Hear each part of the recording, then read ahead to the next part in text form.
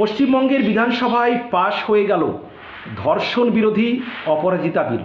পশ্চিমবঙ্গের আইনমন্ত্রী মলয় ঘটক 3 আগস্ট মঙ্গলবার 2024 এই অপরাজিতা বিলটি বিধানসভায় পেশ করেন এবং সর্বসম্মতিক্রমে এই বিলটি পাশ হয়েছে এবং এই বিলটি এরপরে রাজ্যপাল এবং রাষ্ট্রপতির অনুমোদনের জন্য যাবে।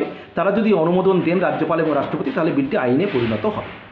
এবং এই বিলটিতে যদি দেখি আছে কি, প্রথমত এই বিলটিতে আছে যে সর্বোচ্চ শাস্তি হচ্ছে মৃত্যুদণ্ড অথবা আজীবন কারাদণ্ড সঙ্গে জরিমানা।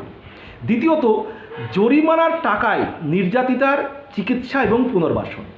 এছাড়া রয়েছে এফআইআরের 21 দিনের মধ্যে তদন্ত শেষের প্রস্তাব, না হলে আরও 15 দিন সময় দেওয়া হবে তদন্তের জন্য।